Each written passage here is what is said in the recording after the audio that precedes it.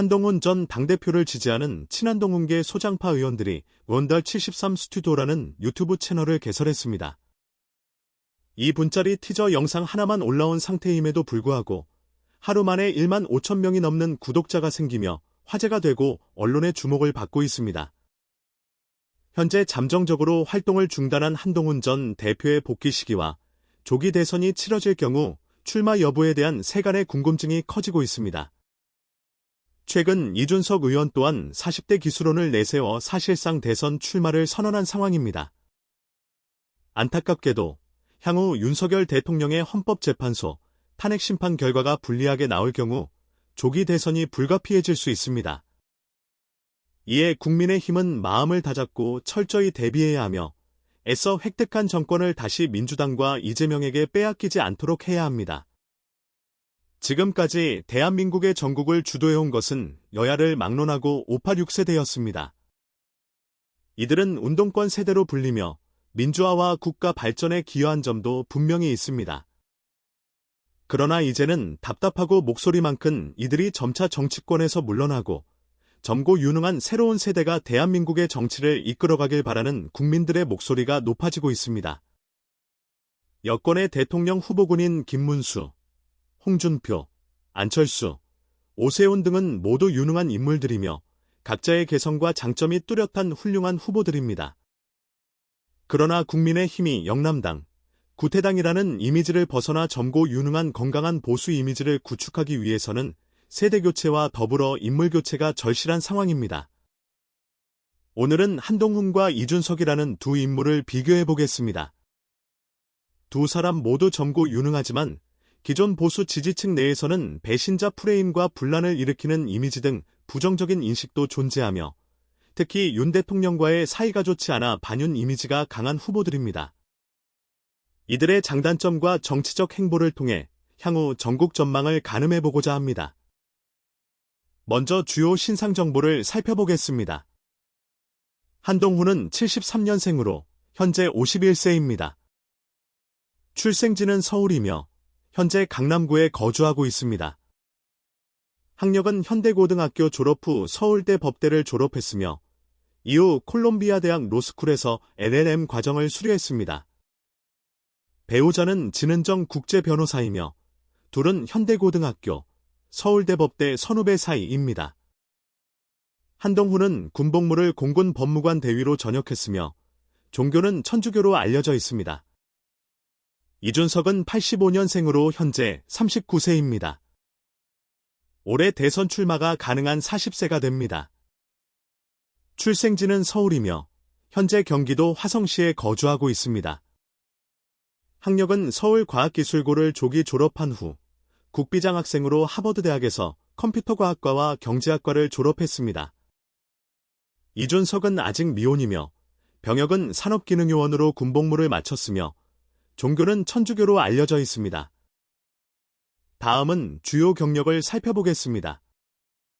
한동훈의 주요 경력은 검사 재직 시 서울지검 3차장 검사, 대검찰청 반부패 강력부장, 부산고검 차장검사 등을 역임했습니다. 그 후 제69대 법무부장관으로 재임했고 정치인으로서 제3대 국민의힘 대표로 선출되어 총선을 이끌었습니다. 이준석의 주요 경력은 소위 박근혜 키즈로 2011년 한나라당 비상대책위원으로 임명되며 정치에 입문했으며 2021년 국민의힘 대표로 선출되며 보수정당 최연소 대표의 기록을 세웠습니다. 탈당 이후 개혁신당을 창당하고 지었고 국회의원에 당선되었습니다. 다음은 주요 업적을 살펴보겠습니다. 한동훈은 검사 시절 강력한 반부패 수사로 조선제일검이라는 별명을 획득한 바 있습니다.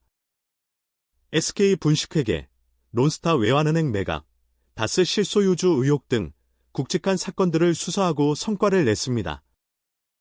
또한 법무부 장관 시절에는 검찰 수사권 복원, 마약 범죄 대응 강화, 이민청 신설 추진, 스토킹 젠더폭력 대응 강화, 교정직 처우 개선, 상호주의에 입각한 외국인 투표권 제한 추진 등 개혁적인 정책들을 펼치며 좋은 평가를 받았습니다.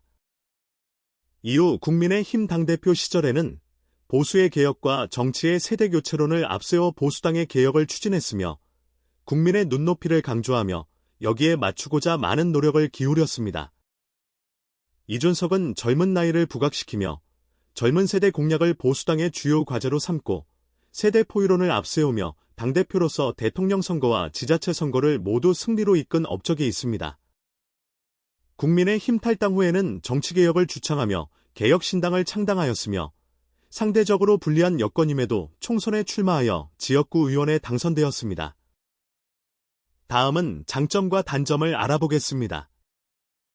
한동훈의 장점은 엘리트 경력과 전문성, 검사 출신으로 강력한 법치주의 이미지, 높은 대중적 인지도와 강력한 팬덤 보유, 이슈메이커로서 언론 매체에서의 높은 정치적 파급력, 중도층 소구력 및 여성 유권자들에게 높은 인기 등 확장성, 청렴성, 철저한 국가관, 자기위생정신, 강력한 야당 대응력 등이 있습니다. 이준석의 장점은 40대 기술원으로 세대교체 상징인 젊은 나이, 하버드 출신으로 똑똑한 이미지, 2030 남성 중심의 팬덤, 대선 및 지자체 선거 승리로 전략가정 역량 인정, 뛰어난 SNS 활용으로 언론 플레이 및 공격적 전략에 능숙하다 등이 있습니다. 한동훈의 단점은 딱딱한 화법과 공격적인 태도로 친화력 부족, 선출직 경력 부족하며 정치신인 이미지가 강함, 검사 출신의 부정적 이미지, 당내 지지 기반 약함, 친윤계 의원들의 견제, 배신자 프레임에 의한 보수층 일부 지지자들의 비토층 형성 등이 단점으로 지적되고 있습니다. 이준석의 단점은 성상납 의혹과 명태균과의 친분 이유, 소속당의 지지 기반 취약, 윤 대통령과의 갈등으로 보수층 주류와 지지자들의 비토 심화, 허은하 대표, 안철수 의원 등 잦은 설전과 논란을 통한 갈등 유발 등 친화력 부족, 반감을 유발하는 언행과 공격적 태도로 인한 비판, 과시적 태도와 타인을 힐난하는 태도로 인한 부정적 평가, 세대 갈등과 젠더 갈등적인 발언들로 인한 여성과 노년층에서의 비토층 존재 등이 단점으로 지적되고 있습니다. 끝으로 한동훈과 이준석의 향후 전망을 해보겠습니다. 한동훈과 이준석은 각각 강력한 법치주의와 세대교체를 상징하는 인물로 보수 정치의 새로운 지평을 열고 세대교체에도 부합하는 공통점이 있습니다. 그러나 한동훈은 검찰 출신의 강경한 이미지와 친윤 세력과의 당내 갈등, 그리고 윤 대통령 지지자들의 배신자 프레임이라는 극복해야 할 과제가 있으며 이준석은 젊은 나이와 전략적 역량에도 불구하고 성상납 의혹과 낮은 개혁신당의 지지율, 그리고 상존하는 비토층 등으로 인해 향후 정치적 행보에 있어서 중요한 도전에 직면해 있습니다. 한동훈은 분명한 보수 정치의 차세대 리더로서 강력한 카드이며 차기 대선 출마 가능성이 높아지고 있습니다. 그러나 윤석열 대통령과의 갈등으로 인해 틀어진 친윤계와의 관계 정립 및 당내 정치적 입지 확장, 그리고 떠나간 보수층 지지자들의 회복 여부 등이 중요한 변수로 작용할 전망입니다. 이준석은 독자 노선을 걷고 있으며 신당 창당을 통해 기존 정치권과 차별화된 노선을 구축하려 하고 있습니다. 다만 각종 의혹들로 인한 정치적 신뢰 회복과 개혁신당의 낮은 지지 기반 확충이 도전 과제입니다. 특히 탈당 과정과 그의 평소 언행으로 인해 여전히 존재하는 보수층 주류와 지지층에서의 높은 거부감을 어떻게 해소하는지 여부가 그의 정치적 미래를 결정하는 요소가 될 것입니다. 결과적으로 두 인물 모두 차세대 보수 정치의 핵심 주자로 평가받고 있으며 차기 대선에서 그들의 행보가 미래 한국 정치의 중요한 변곡점이 될 것으로 보입니다. 시청해주셔서 감사합니다. 구독과 좋아요는 큰 힘이 됩니다.